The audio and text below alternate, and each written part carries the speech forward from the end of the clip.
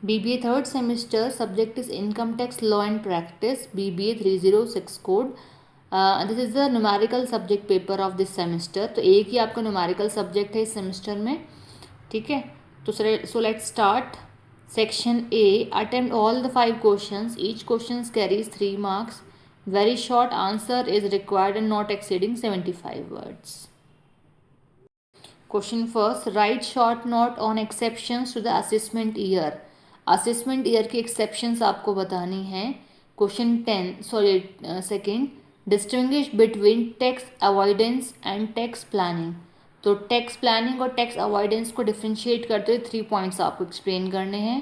Question third, explain integration of agriculture income for computation of taxes as per income tax act 1961. तो income tax act 1961 के according आपको integration of agriculture income को बताना है.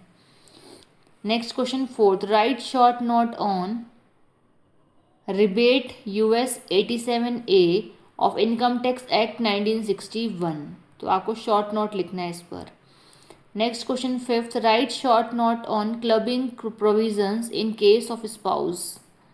ठीक है, तो क्लबिंग प्रोविजंस को बताना है स्पाउस के केस में.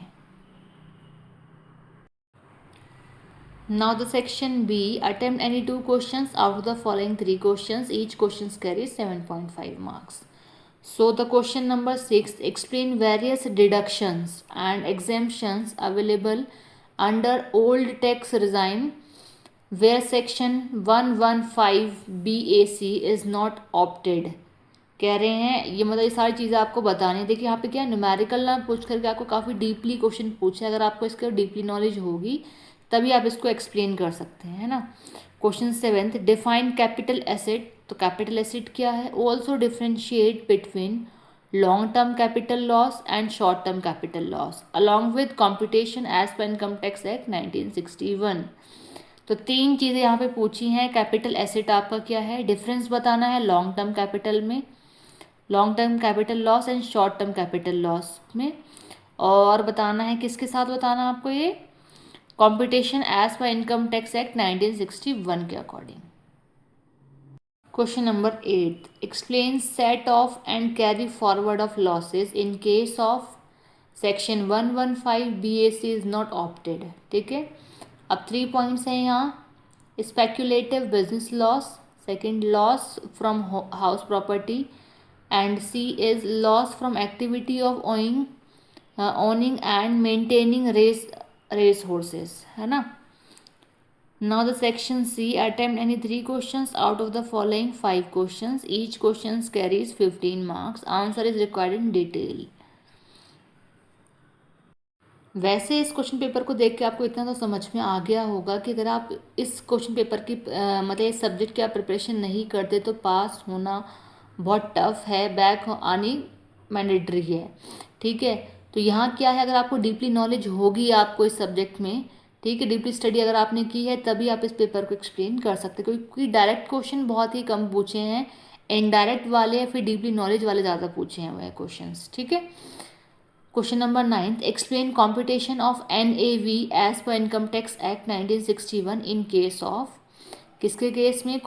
A part, let out house property, B self occupied house property, and C is deemed to be let out house property. Question number 10, देखिए आपका न्यूमेरिकल सब्जेक्ट ज़रूर है लेकिन आपका फर्स्ट न्यूमेरिकल अभी आया है यहाँ पर, है ना. ये देखिए न्यूमेरिकल क्वेश्चन आपका यहाँ भी कंप्लीट है. ठीक है, इसमें A पार्ट पूछा हुआ है, यहाँ उसी न्यूमेरिकल का B part, then C and then D part. देखिए एक न्यूमेरिकल क्वेश्चन आपका 3 पेजेस में कवर हो रहा है, तो सोचिए कैसे आप इसको एग्जाम में करेंगे. Next question 11, explain the following deductions. In deductions को एक्सप्लेन करना है. डिडक्शंस क्या पूछे हैं, A सेक्शन 80 GG, B पूछा है आपका सेक्शन 80 TTB, C पार्ट पूछा है सेक्शन 80 CCD. तो ये आपके तीनों डिडक्शंस हैं, आपको इन तीनों डिडक्शंस को एक्सप्लेन करना है. Question 12, explain computation of following in case of income from salary if 115 BAC is not opted. ठीक है, तो ये आपको बताना है। क्वेश्चन 12 के आपके 3 पार्ट हैं, ए, बी और C. Rent free accommodation, B free use of car, C commuted pension. ठीक है। आपका लास्ट क्वेश्चन है, how is the residential status of an individual, company and HUF is determined for the AY 2023 to 2024। अच्छा, एक चीज़ इसमें notice करने वाली है कि स्पेशली ये डीपली आपका न्यूमेरिकल सब्जेक्ट ही है, बट यहाँ पूरे पेपर में आपसे एक ही न्यूमेरिकल क्वेश्चन पूछा है। And the main thing is that कि जो पेपर में न्यूमेरिकल एक ही है, लेकिन उसके अलावा जो क्वेश्चन आपसे थ्योरी वाले ही पूछे गए हैं वो काफ़ी डीपली नॉलेज वाले पूछे हुए हैं। तो डीपली स्टडी करेंगे then you have to explain this paper, otherwise last point is that कि अब बैग आएगी, तो बैग ना आए तो आप इस पेपर की हिंट, मतलब इस पेपर से आपको एक हिंट मिल सकती है कि किस तरीके से आपको प्रिपरेशन करनी है एग्जाम के लिए। बिकॉज ऑफ इस सेमेस्टर में जो मैक्सिमम बैक आती हैं वो बैक ही आपकी इनकम टैक्स में आती है।